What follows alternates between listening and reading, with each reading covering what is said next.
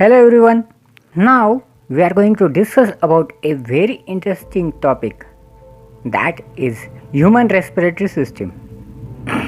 The human respiratory system consists of followings, that one: nostril, nasal chamber, pharynx, larynx, trachea, bronchi, bronchioles, lungs, diaphragm and intercostal muscles. Now let's see one by one. First one, nostrils and nasal chambers. The nostrils are external openings of the nose. Oxygen rich air is taken into the body through the nostrils or external nares. Carbon dioxide and water vapors are released out of the body through the nostrils. The internal nares open into the pharynx. The space between the external and internal nares is known as nasal chamber. The nasal chamber is lined internally by mucous membrane and ciliated epithelium. The nasal chamber is divided into right and left part by a cartilage called mesthmoid. Every nasal chamber is further divided into three regions, viz. Vestibule, respiratory part and sensory part. Anterior-most part of the nasal chamber is vestibule.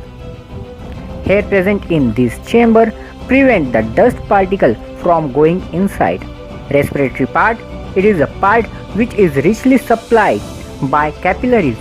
Air is made warm and moist in this region. And last one, sensory part, the sensory epithelium lines this region. It is concerned with the detection of smell. Second part, it is the pharynx. The pharynx is a short vertical tube about 12 cm in length. The respiratory and food passages cross each other in the pharynx. The upper part of the pharynx is known as nasopharynx. It conducts the air. The lower part is called laryngopharynx or oropharynx. It conducts food to the esophagus. The tonsils are present in the pharynx. They are made of lymphatic tissue. They kill the bacteria that are trapped in mucus. Third part, larynx. The larynx produces sound. In males, it increases the size of puberty. This is termed as Adam's apple. From the pharynx, air enters the larynx. The opening through which it enters, it is called as glottis. The glottis has guarding flap called epiglottis. The epiglottis prevents the entry of food particle into the trachea. The vocal cord are seen along the side of the glottis. They are made of elastic tissue. They produce sound. Trachea. The trachea or windpipe is about 12 cm long and 2.5 cm wide. It is situated in front of the esophagus and runs downward in the thorax. Fibrous muscular tissue supported by C-shaped cartilage form the wall of the trachea. 16 to 20 cartilage rings are present in the trachea. The trachea is lined internally by ciliated epithelium and mucous glands.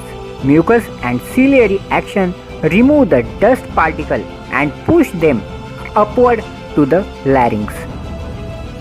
These particles are then gulped and taken into the esophagus. Instant coughing can remove foreign particles that enter the trachea. Next part, bronchi and bronchioles. The trachea divides into two bronchi, singular bronchus, at its distal end behind the sternum. The bronchus has complete ring of cartilage for support. The bronchi enter into the lungs on either side. After entering into the lungs, each bronchus divides into secondary and tertiary bronchi. The tertiary bronchi divides further in the form of bronchioles. The bronchioles are minute and are without the cartilage ring in their walls. Each bronchiole ends into balloon-shaped alveolus. Many alveoli make the lung spongy and elastic. Next part, lungs. The lungs are principal respiratory organ located in the thoracic cavity. They are pinkish, soft, hollow, paired, elastic and distinguishable organ. The lung is enclosed in a pleural sac.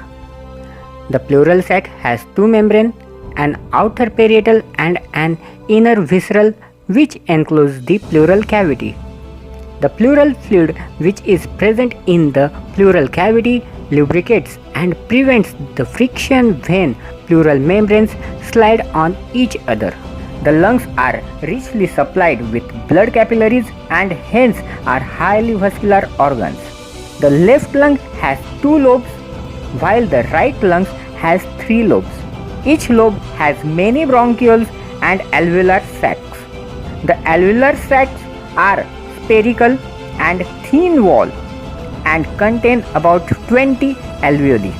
The alveoli are covered by a network of capillaries from pulmonary artery and pulmonary vein. Each alveolus has thin and elastic wall. It is about 0.1 mm in diameter. The alveolar wall is 0.01 mm thick and is made up of simple non-ciliated squamous epithelium. It has collagen and elastic fibers. Every lung has about 750 million alveoli, which increases the surface area for the exchange of gases. The outermost covering of the lungs, which is known as visceral pleura, is made up of smooth muscle fibers.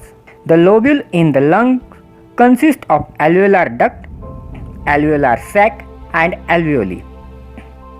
A network of pulmonary capillaries supply the alveolus.